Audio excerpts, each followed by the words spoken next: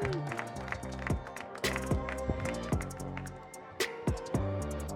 up, everybody? Thank y'all for being here. Round of applause for Kev.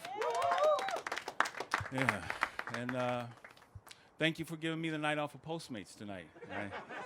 I appreciate that.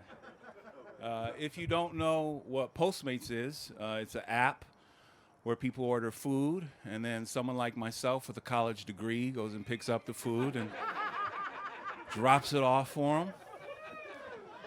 It's not too bad of a gig, though, you know? It just all comes down to tips. That's where the money is at. Because the money that you get from the company is fucking peanuts. It's gas money. You know, it doesn't account for my time, my effort, and the fact that I'm trying to pay my bills with this. Like, I don't deliver food out of the goodness of my heart. You know? And personally, I feel like if you're using a service where you are asking somebody to pick up food from a restaurant and then deliver it to your doorstep, if you are not tipping, you are a fucking asshole. And that's how I want all my customers who don't tip to feel. I send a text message to each and every one of my customers, and I tell them food is on the way. Please remember to close the order out. Tips are appreciated, and my son has cancer. All right? And this chemotherapy is not going to pay for itself, okay? So run those dollars. I don't want to have to turn into Walter White here, you know? Yeah. I delivered to Nicole Murphy one time, Eddie Murphy's ex-wife, and she left a real nice tip. And I was like, thank you, Eddie. Thank you. Thank you so much. I appreciate it. So, I am originally from Chicago. Yeah, that's where all my family is. And I'm a very protective big brother. Like, I held my sister Claire, you know, in my arms when she was a baby. And she's 37 now, but I still see her as 444 months. And a few years ago, I was home for the holidays, and my sister and I, we were having a heart-to-heart talk, and she told me she was gay. And at first, I was like, did I do this? You know, like, did we wrestle too much or something? You know, but now I'm in a place where I'm happy that she's gay. You know, because I'm a man, and I know how I smash chicks. You know, and I don't want that happening to my sister. You know, and she had a boyfriend when she was in high school, but he was kind of a lame, you know, square, corny type dude. You know, like, he might have had sex with my sister, but he wasn't smashing my sister, you know. Like, he wasn't banging her head into the headboard. He didn't have her hang from a shower rod. You know, he didn't grab her by the pussy. You know, he was so unpresidential. He never would have made it here. So, you know, when you see two women together, you know, it's very sensual, it's sweet. They're giving each other soft kisses. They're wearing white lace. It's like two angels. You know, and then Dick comes in and just turns into a murder scene, you know, screaming and begging and, you know, hollering. I don't know. I just don't want my sister being penetrated, I guess, is what I'm saying. And you know what? To be honest with you all, I've had gay thoughts before. I'm not attracted to men, but it's just the fact that my sister, my baby sister, has been with both men and women, and I don't want her to be more sexually accomplished than me. You know, I feel like there's nothing I could do to top that. You know, I've had head on the Hollywood sign before, but she has fucked two different genders. You know, I'm like, you Bo Jackson, you know, here I am trying to master one sport, and you're off, you know, doing your thing. So, I'm single. I've been dating myself for the last 2+ years, which is going quite well. I occasionally smash someone else, but I still take myself back, and all is forgiven, you know. But hey, I mean, nobody's gonna love you like you know.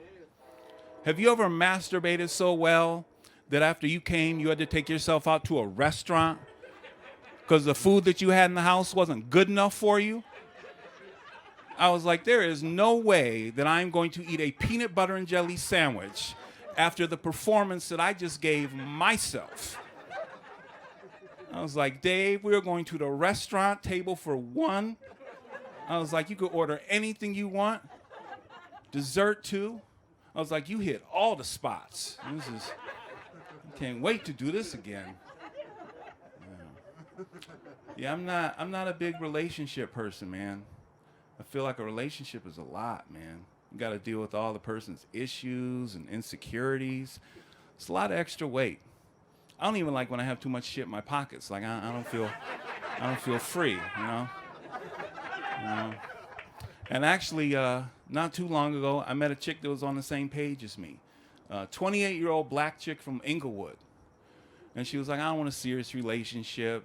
She was like, I don't need to meet your family. We don't have to talk every day. She was like, matter of fact, you won't even be my boyfriend. You would just be my N-word. And I was like, exactly. And then that made me feel even better about the relationship because that's a word that I can't say. So technically then, I have no title in the relationship. You know? Like if anybody saw us out together and like, who are you to her? I am nobody. That's who I am. And that's the N-word in the relationship that I want to be. So. Did you know that chicks that have all kinds of trash in their car will let you smash raw on the first date? Did you know that? Like if you go and you sit down in her car and you hear the sound of crinkling water bottles and you look on the floor seats and there's nothing but receipts and fast food bags and loose change everywhere, it's a very, very strong chance she's going to let you smash raw on the first date. There's a correlation there. You know, I'm telling you what I know. So, you know, and if any of you ladies have a problem with that stigma, I suggest that you clean your car out. That's my advice to you. So, I don't believe in having to wine and dine women just to sleep with them. And I'm not against whining and dining a woman. I just feel like if you're going to do that, you should do it for genuine reasons and not just because you want some ass. You know, because a good date is based on who you're with and not what you're doing. You know, for example, you could be at some fancy restaurant with a guy, but if you don't enjoy his company, you're not going to have a good time. And meanwhile, you could be having a hot dog with somebody, you could have an amazing time. You know, and furthermore, I feel like if you want to fuck me and I want to fuck you, I feel like I should be able to fuck for free. And the last chick that I was dating, first time we went out, I bought her a drink, Cadillac Margarita from Fridays, $6. And we ended up having sex that same night. And then a couple months later, she came over to my house. I live in Koreatown, and parking is very tight in my neighborhood. So I just put her in my parking garage. Next morning, we go to get her car out, and it was fucking $32 for the parking. And I was like, you know what? I was like, I'll take care of this, seeing as I've only spent $6 in a relationship thus far. I was like, I'll pay for parking. But I'm still pissed, because I'm like, man, $32 just for some fucking parking? But then I rationalized in my mind. I was like, you know what, Dave? You've been fucking for 6 months, and you've only spent a total of $38. You know, for just 15 cents a day. You know, less than a cup of coffee. I was like, this is all right. This ain't bad. So, yeah. So, thank you. I'm also a teacher.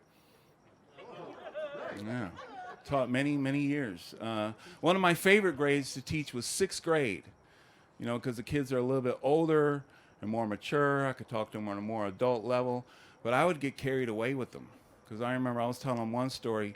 I went to Kevin Hart's movie premiere.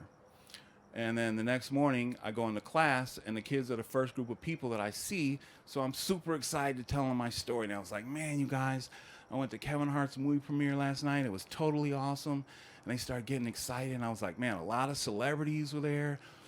And I was like, man, Snoop was there, and they went crazy. And I was like, Chris Brown was there, and they went crazy. And I was like, but you should have seen the bitches, though.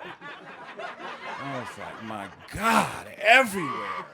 I was like, ass out, titties out. I was like, all right, now get your books out, page 36, and we got fractions to learn, so,